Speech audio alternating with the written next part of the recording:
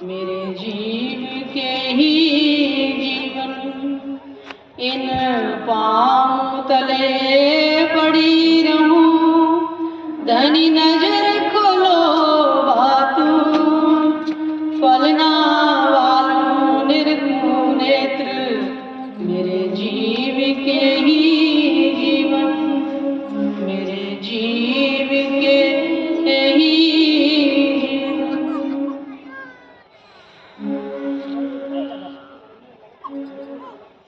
सभी सुंदर साथ के चरणों मेरा प्रेम भरा प्रणाम।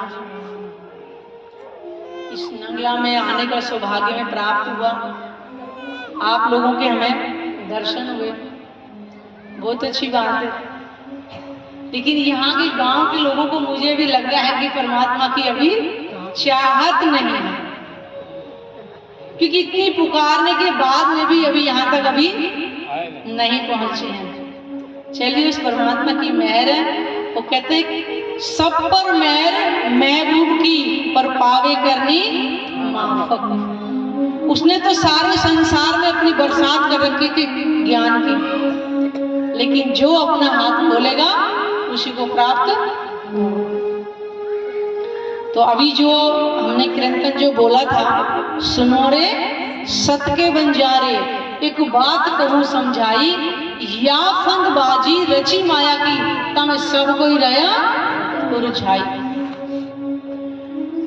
प्राणनाथ जी ने संसार में आकर के बताया, हे संसार के संतों महंतों,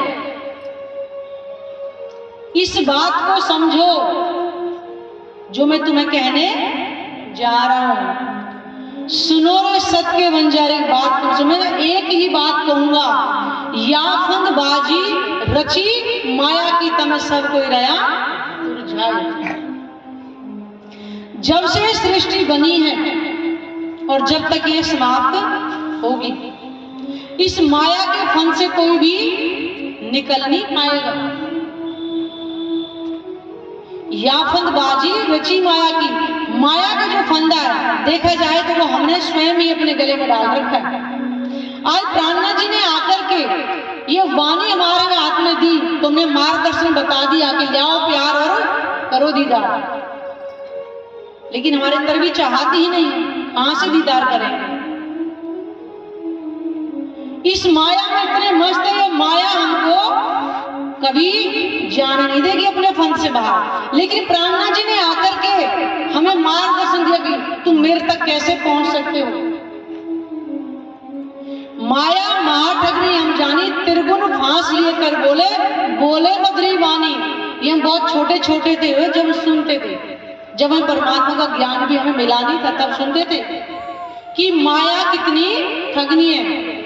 लेकिन आज राज जी ने क्या बताया, हे ब्रह्मात्माओं, ये माया भी तुम्हारे कारण ही मैंने रची है। जिस माया को तुम इतना बड़ा समझे बैठे हो, अगर मेरे सानिध्य में रहोगी तो माया भी तुम्हारा कुछ नहीं बिगाड़ सकती। अगर मेरे से दूर रहोगी तो माया की चक्री ऐसी उसमें इंसान घूमता रहेगा, बाहर निकल ही नहीं सकता। आज हर कोई कह रहे क्या करें, हमें समय ही नहीं मिल रहा। जिससे ही बात करें कि आप सत्संग में नहीं आए, समय नहीं मिल रहा है, घर के काम नहीं। ये माया की नगरी है। आज हम माया के फंद में बचे हुए, क्योंकि हमने भी राज्य तक जाने की इच्छा ही नहीं प्रकट करी कि हमारे धनी संसार में आए हैं। धनी धनी सब कोई कह रहा है, लेकिन वो धनी है कौन जिसकी हम पहचान नहीं कर पा रहे। या फंदबाजी रची माया की तम सब कोई रया उरझा, सब उर्जे हुए माया के ही चक्कर में। लेकिन आज से कल का भरोसा नहीं है। आंटी आन के फांसी लगाई, वे भी उल्टी दही उल्टाई। ये माया की जो फांसी है ये हमने स्वयं ही लगा रखी है। कैसे?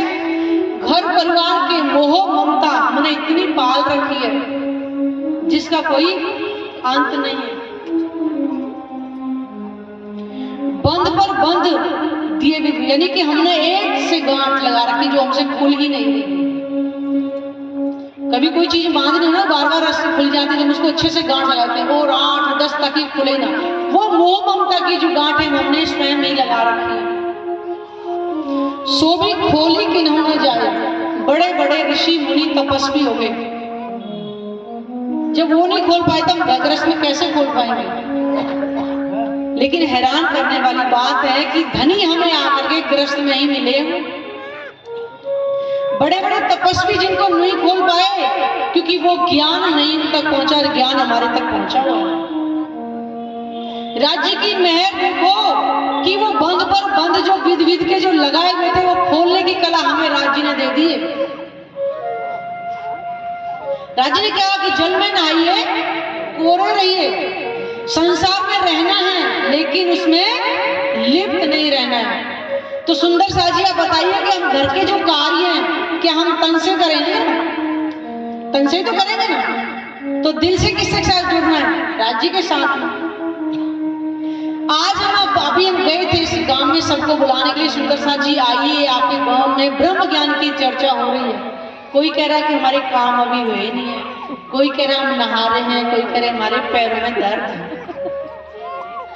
आज हमें अगर अपने कहीं रिश्तेदार की शादी में जाना पड़े, हम तैयार होकर के तुरंत दौड़ेंगे, वहां हमारे पैरों के लिए दर्द नहीं होगा। माया की जो हमने गांठें लगा रखी है वो हमसे खुल नहीं पाएंगे। जिंदगी बीत जाएगी और शायद बीत भी नहीं है। हमें भी राज्य के सुखों की याद आई नहीं है, ना हमें राज्य के प्रेम की अभी यहाँ पहचान हुई है। राज्य ने कहा कि मैं तुम्हारे कारने जाय न सका पार इंड, तुमको वतन पहुंचाए के कायम करूं ब्रह्मांड। करे मैं तुम्हारे कारण संसार से जा भी नहीं सकता। मेले में घूमने पति पत्नी जाएंगे तो क्या पति पत्नी को छोड़ के आगे न लेकर के जाएंगे जब तक इसकी इच्छा पूरी ना हो। वही हाल सुंदर साजी आज हमारा हो रहा है। हमारी इच्छाएं भी पूरी नहीं हो रही है, हम इसी चक्कर में लगे हुए हैं।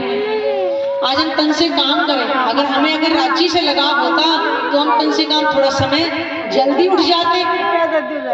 घर के कार्य करने के लिए हम शरीर के इंतजार कर रहे हैं कि शरीर से काम से निवृत्त होंगे तब हम ब्रह्म ज्ञान की चर्चा सुनने के लिए जाएंगे।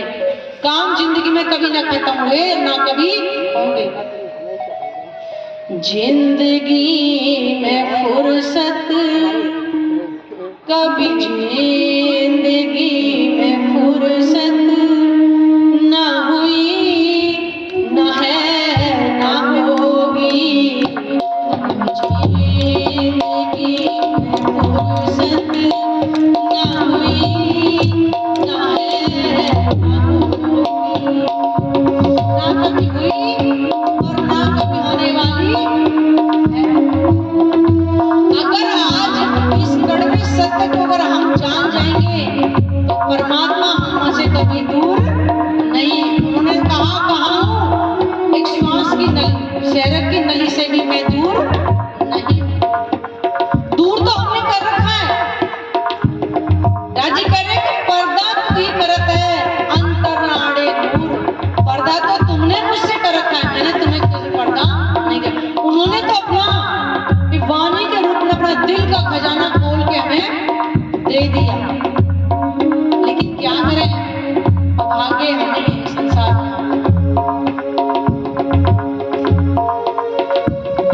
14 भवन लगे ही अंधेरी, छूटों को खेल जुटाई। प्रगट नास व्यास पुकारे, सुखदेव साख पुराई। 14 लोक के अंदर अंधेरा ही छाया हुआ है। कौन सा अंधेरा?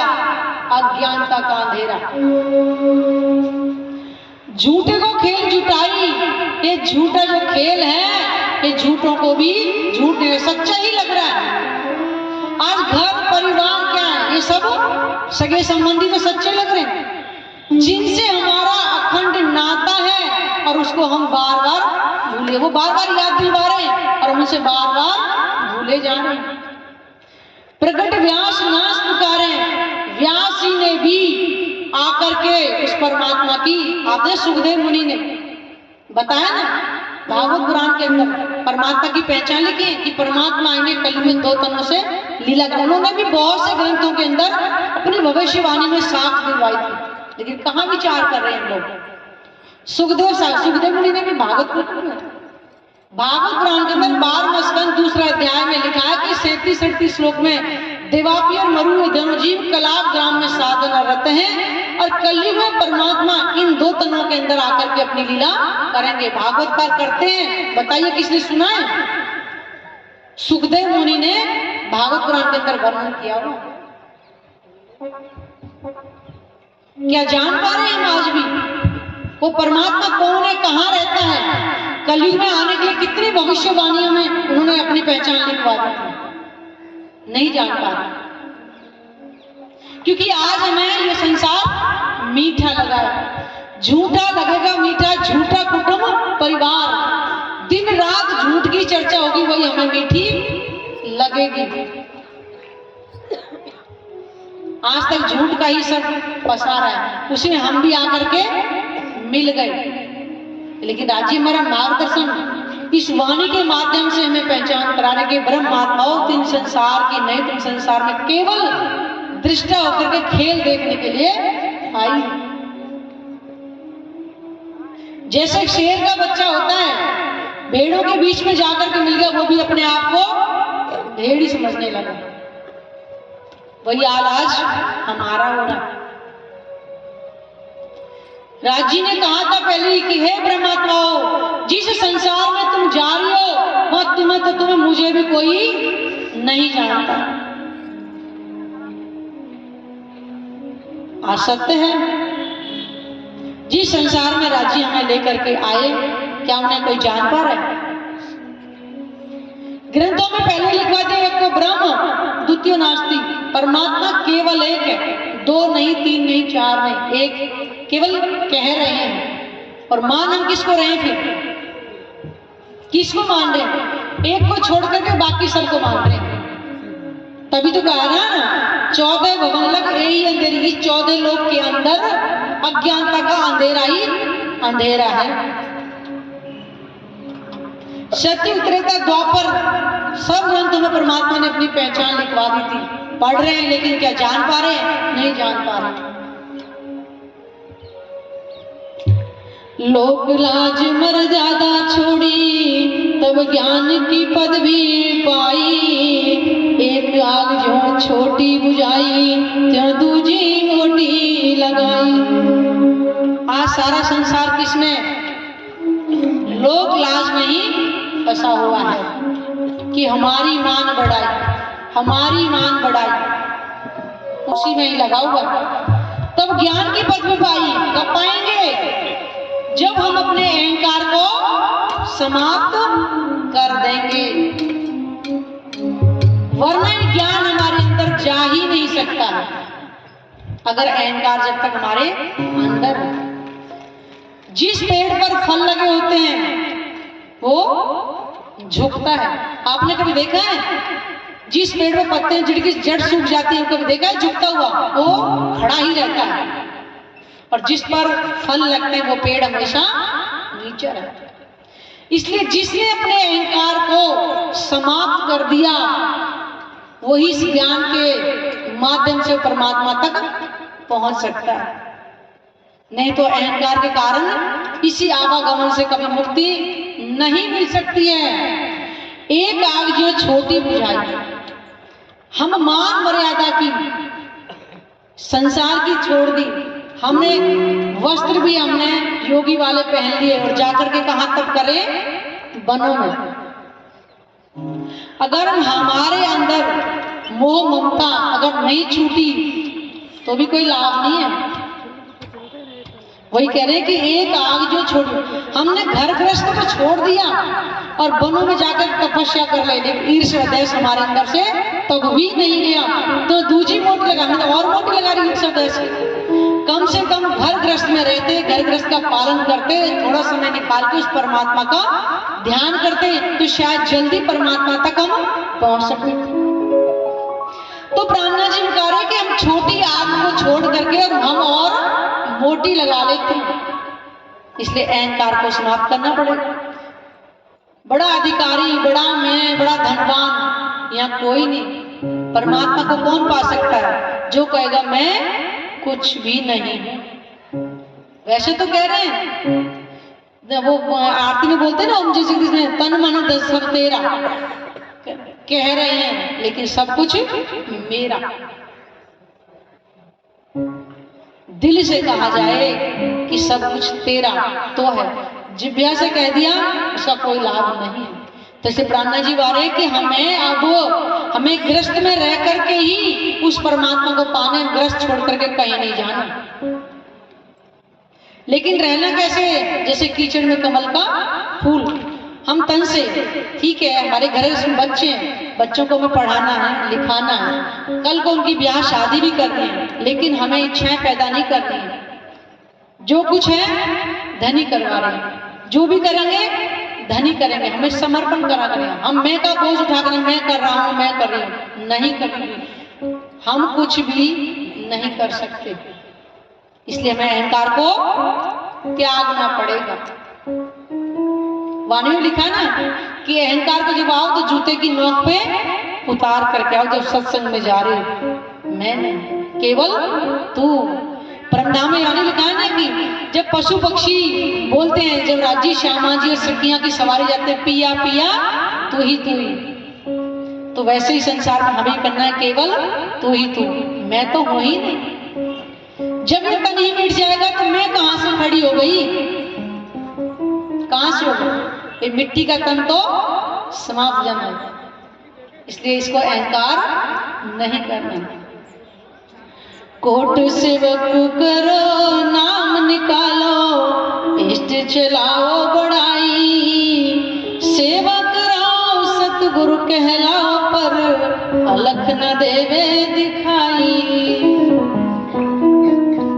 अपना मान बढ़ाई के लिए ऊंची गद्दी बना करके दो चार इधर सेवा करने वाले, दो चार इधर सेवा करने वाले लगाओ, अपना खूब नाम ऊंचा करो, इष्ट चलाओ बढ़ाई, और अपने ज्ञान की महिमा गाओ। ज्ञान की महिमा नहीं, अपनी महिमा। बड़े महात्मा, ओ बड़े संत हैं, वो 10-20 माला पहने हुए, देखो ना कितने बड़े हैं।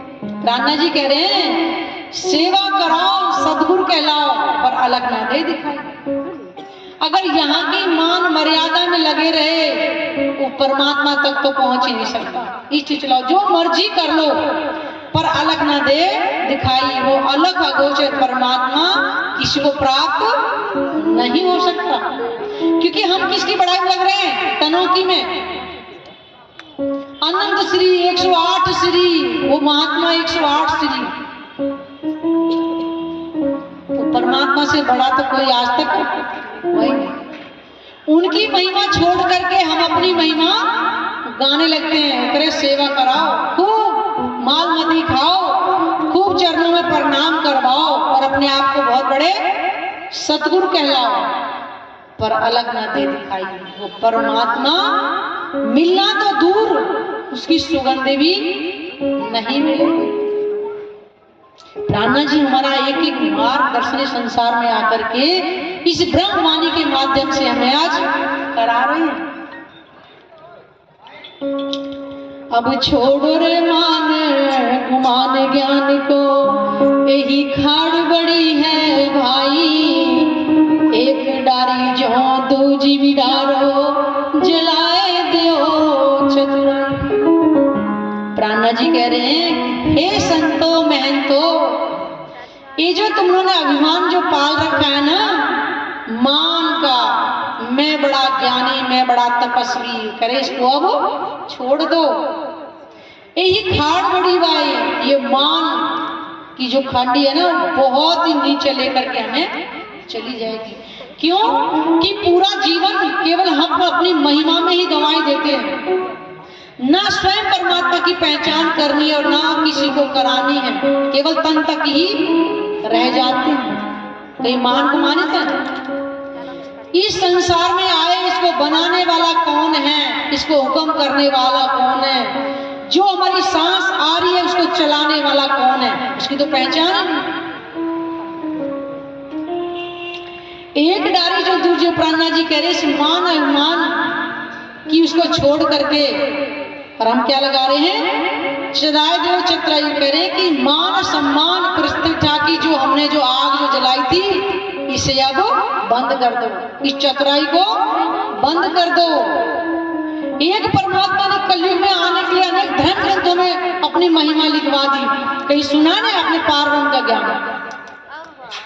बताइए किसने सुना है परमात्मा के बारे में?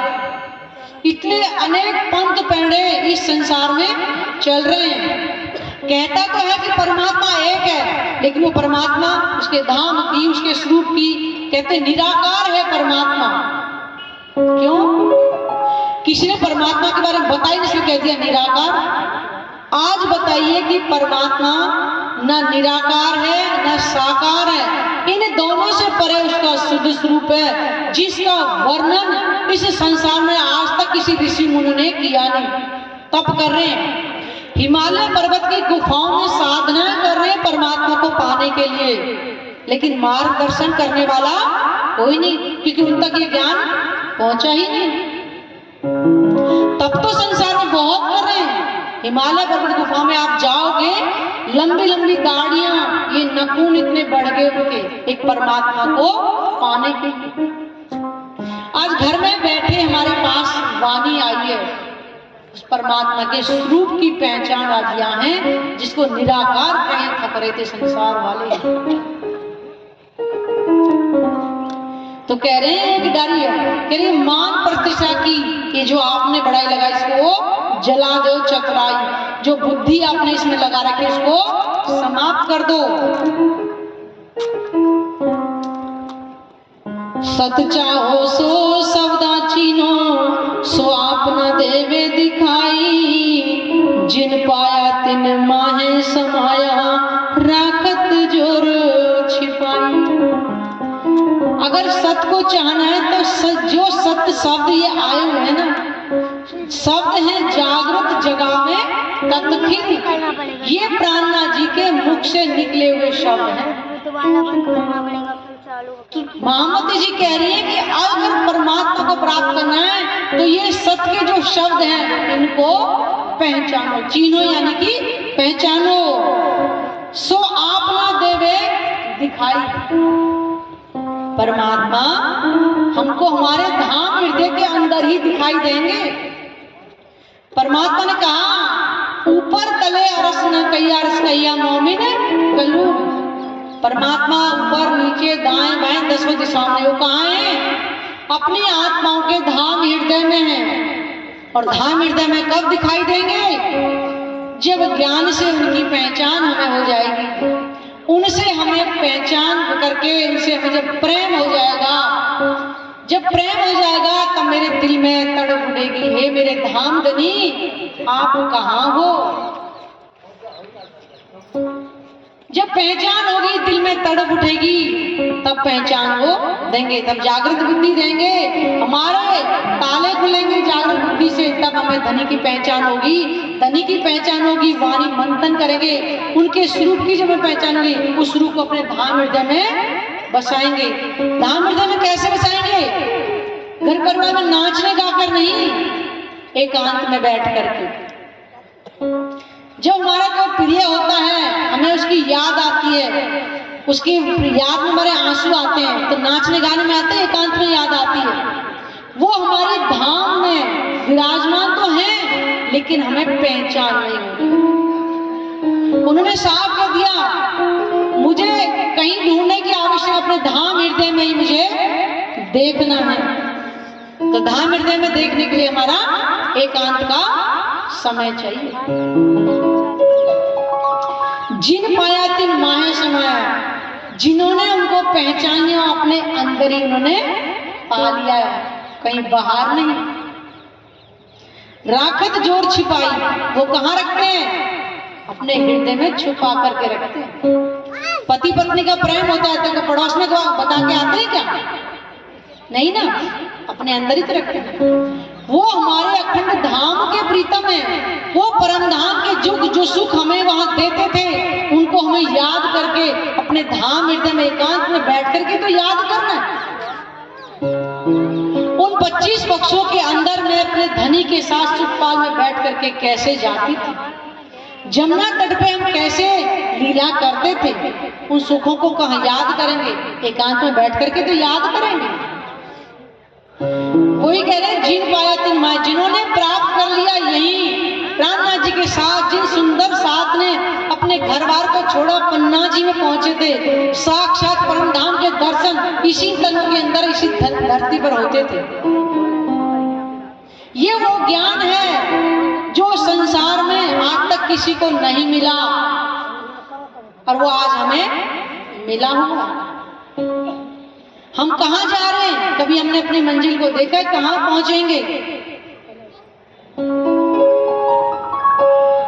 एक ऐसा भजन है, अभी हम गाँव के तो कह रहे हैं, वो भजन हमारी समझ में नहीं आ रहे। मैंने कहा आप आइएगा, हम आपकी समझ के ही भजन बोलेंगे।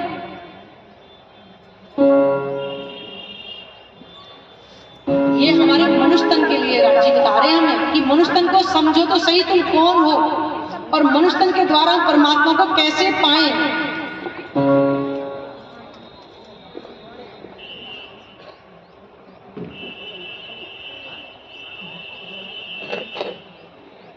तू कर ले धनी से प्रेम नहीं पछताएगा, झूठा है संसार धोखा खाएगा।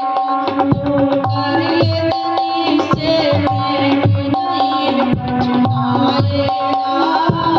झूठा है संसार धोखा खाएगा।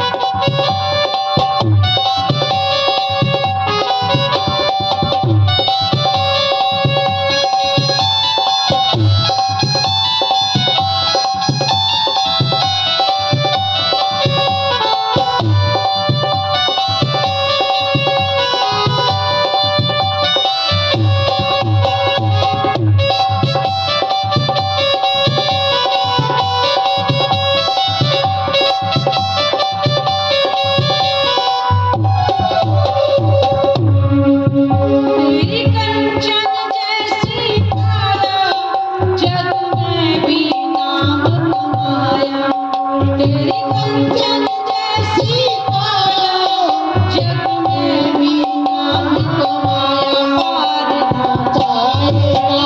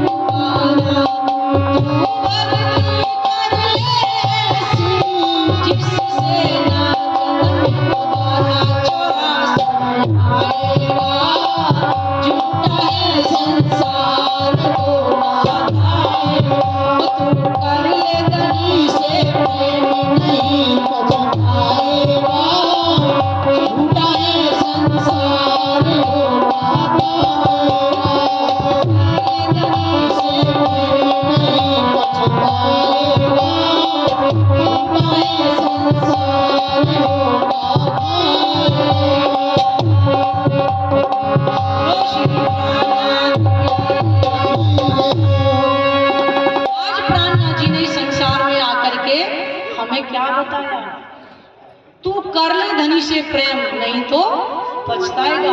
और झूठा है संसार, धोखा खाएगा। सारी वास्तविकता बताती, धन दौलत माल खजाना तेरे साथ कभी ना जाना, कर्म ही जाएगा। हम कर्म कौन सा कर रहे हैं? आज साथियों बताइए, गीता में साफ साफ लिखा है कर्म के अनुसार ही हमें अगला जन्म मिलता है। आपको जिसको भी अभी देखना हो, मेरे पास है गीता, आप उसे देख सकते हैं। कर्म के अनुसार ही हमें अगला जन्म मिलता है, घर परिवार मिलता है। और आप अभी जानिए कि कलयुग के अंदर हमें मानव तन ये मिला, ये अमूल्य धन है। बड़े भाग मनुष्य तन पावा, सुर दुर्लभ से ग्रंथन का मनुष्य तन दुर्लभ है।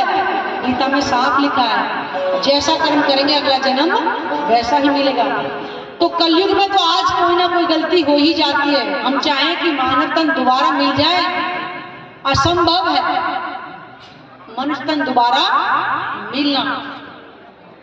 तो मनुष्य तन हमें स्वयं मिला हुआ है। और कहते हैं ज्ञान भी केवल मनुष्यों के लिए आए। अखंड मोक्ष तो 14 लोक के जीवों को मिलेगा, चाहे वो जीव कुत्ते बिल्ली गाय भैंस किसी के अंदर भी हो, लेकिन ज्ञान नहीं मिलेगा। ज्ञान को ग्रहण कौन करेगा? जिसके अंदर बुद्धि हो। बुद्धि किसके पास है? केवल मानव। इसलिए मनुष्य तन दुर्लभ है। कबीर जी ने बहुत एक अच्छा हमारे लिए दोहा बोला, रात गंवाई सोए के और दिवस गंवाया खाए, और हीरा जन्म अमोल है कौड़ी बदले जाए। मनुष्य तन अमूल्य है। हर चीज साथियों पैसे से हम खरीद सकते हैं। इस संसार की कोई भी चीज पैसे से खरीद सकते हैं, मगर मनुष्य तन रह सकता है पैसे से। जब अंत समय आता है तो डॉक्टर भी अपने प्राण नहीं बचा सकता। पंडित दुनिया के पत्रा देखते हैं, लेकिन अपने ग्रह भी नहीं दूर कर पाते। तो बताइए कि हमें अमूल्य मनुष्य तन मिला हुआ है, भरतखंड भूमि मिली है, कलयुग भी मिला है, पार्वती के चरण कमल भी आज हमारे पास इस वाणी के माध्यम से मिले हुए हैं। आज हम उस अमूल्य धन यानी कि परमात्मा ने जो हमारे हाथ में दिया हुआ है, वो कहते ना, तू भक्ति कर ले ऐसी जिससे ना जन्म दोबारा, नहीं तो 84 लाख योनि में आएगा। और उस भक्ति को करने के लिए साथियों हमें कोई न जप न तप न कोई व्रत, कोई नियम नहीं, कोई शरीर को कष्ट भी नहीं देना है। करना क्या है? केवल इस वाणी के अंदर जो परमात्मा के स्वरूप की जो पहचान लिखी हुई है, केवल उसको हमें मंथन करना है और उसी स्वरूप को अपने धाम हृदय में एकांत में याद करना है। ये सत्य साथियों की एक ही बार हम चाहें हम याद कर लें नहीं यार, क्योंकि हमारे अंदर जो जीव है ये किसका अंश है? विष्णु भगवान। युगों युगों से कितनी योनियों को पार करके इस मनुष्य तन के अंदर आया है और पहली बार उसको ब्रह्म ज्ञान मिला। तो हम चाहें कि पहले एक दिन बैठे और हमें परमात्मा के दर्शन होते, इतना आसान भी नहीं है। लेकिन दिल में कहते चाहत हो तो हर मंजिल पर पहुंच सकता है। अभी एवरेस्ट चोटी पर एक हैंडीकैप लड़की ने पहुंच के दिखाया जो पैरों वाले नहीं पहुंचते, क्योंकि उसके दिल में चाहत थी।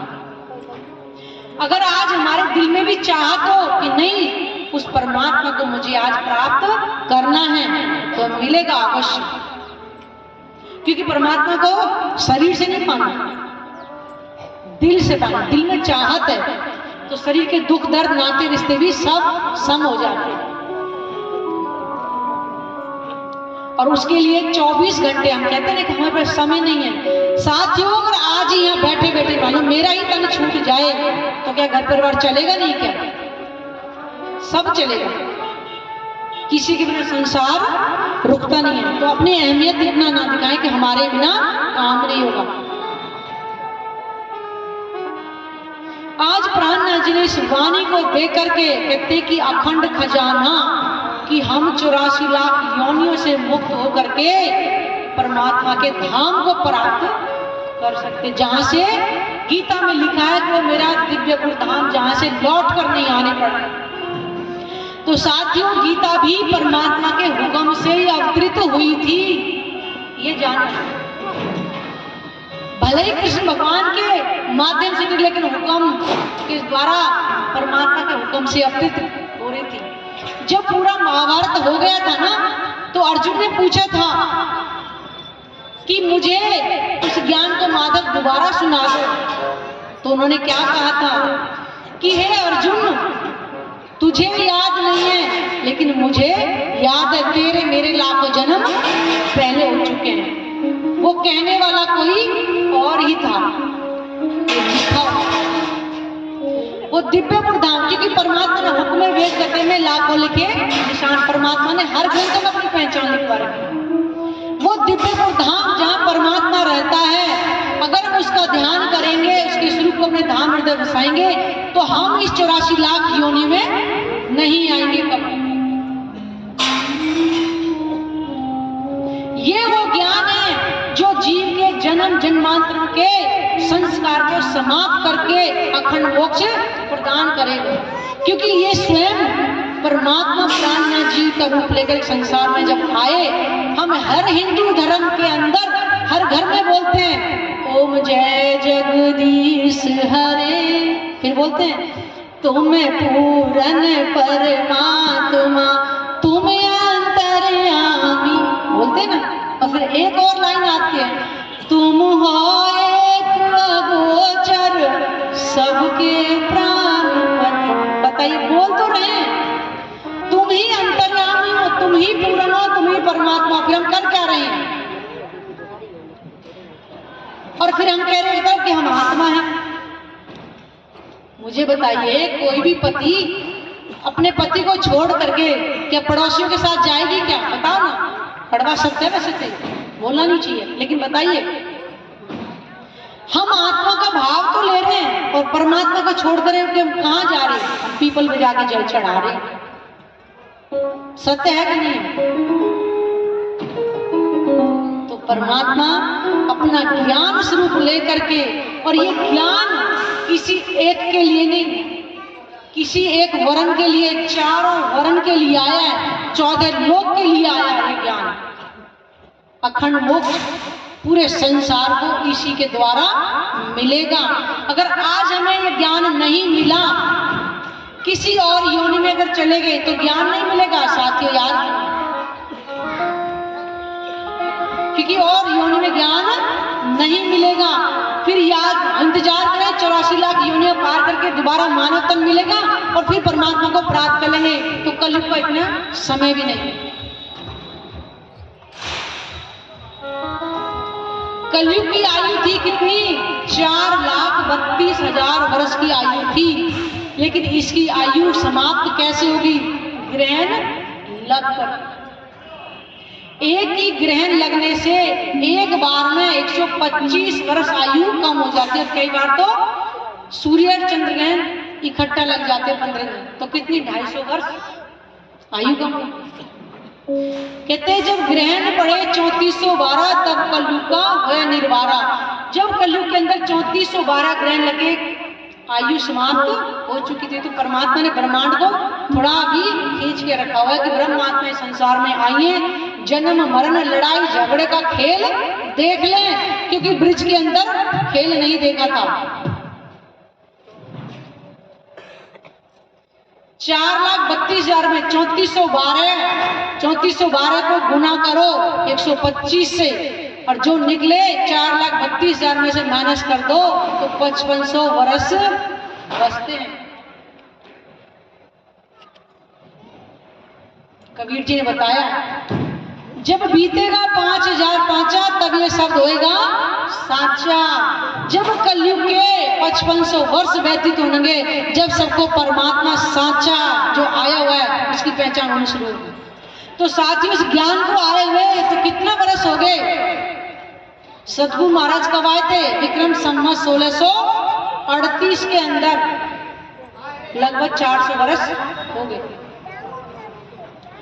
और ये ज्ञान आज हमें अब सुनने को मिल रहा है। किसी किसी को नए साथी जो होंगे, तो कबीर जी ने तो अपनी वाणी में बता दिया कि जब 5500 वर्ष व्यतीत, जब ये शब्द सच्चा होगा, दुनिया को पुकार पुकार के प्राणनाथ जी ने कहां कहां इस धरती पर लीला करी थी, क्या किसी ने पहचाना? कि उन्होंने वजूद को पहचाना। अंदर लीला करने वाला कौन था? ना तो ब्रिज में पहचान पाए थे और ना कलयुग में पहचान पाए। प्राणनाथ जी कह रहे, रे हो दुनिया बावरी, खोवत जन्म गमार, और मदमाती माया की छाकी, सुनत नहीं पुकार। दुनिया वाले पुकार पुकार करके कह रहे हैं कि वो अक्षरातीत पूर्ण परमात्मा इस कलयुग में आए हैं। कलयुग केवल नाम आधारा, सुमर सुमर नर उतरहि पार। कलयुग में आए हुए हैं और सब कोई सुन रहा है कि सुमर सुमर के पार उतरेंगे, और दुनिया वाले इंतजार करेंगे कोई नाम आएगा जिससे मुंह से रट करके पहुंचेंगे। साथियों, मुंह से रटने वाला या माला पर जपने वाला नाम नहीं आएगा। वो परमात्मा के धाम की और स्वरूप की कलयुग में पहचान होगी। जो भव से पार है वही तो पार करेगा। आज तक भव से पार कोई आए नहीं तो कैसे करता? इसलिए उन्हें कलयुग में आने के लिए बताया। और एक नहीं, कितने ग्रंथों के अंदर लिखा हुआ, जिसको भी प्रमाण चाहिए हमारे पास यहां पर है। जिस ग्रंथ से भी चाहिए, परमात्मा ने आने से पहले ही हर ग्रंथों के अंदर उन्होंने अपनी पहचान लिखा करके भेज दी। और ये भी लिख दिया था कि मैं स्वयं आऊंगा और अपनी पहचान स्वयं करूंगा और स्वयं वेद लेकर के आऊंगा। ये वे स्वयं वेद भी कहते हैं। स्वयं वेद का मतलब क्या है? कि परमात्मा के धाम के अंदर जब आज तक किसी का ध्यान गया ही नहीं, तो वहां का वर्णन कोई कैसे करता?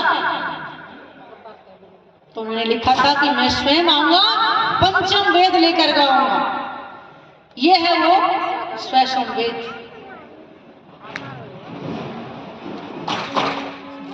तो साथियों, आज हमें मनुष्य तन मिला हुआ है। हम संसार के जितने भी कार्य करें हम शरीर से करेंगे। बच्चों को पढ़ाना, लिखाना, घर गृहस्थी करना, शादी ब्याह जो भी करना है हम अवश्य करें, क्योंकि हम गृहस्थ में आए हैं। लेकिन अपनी आत्मा के प्राणेश्वर को भी हम पहचान करें। इसलिए कलयुग के अंदर बड़े भाग पुरुषोत्तम पावा हम हमें मिला हुआ है। तो आए सुंदर साथ जी, इसी चौपाई के साथ में हम इस चर्चा वाणी को समाप्त करते हैं। सत्य सो सौदा चीनो, सत्य तो सरदा चीनो, सो आपना देवे दिखाई, सो अपना देवे दिखाई। जिन पाया तिन माय समाया, जिन पाया तिन माय समाया। राखत जोर छिपाई, राखत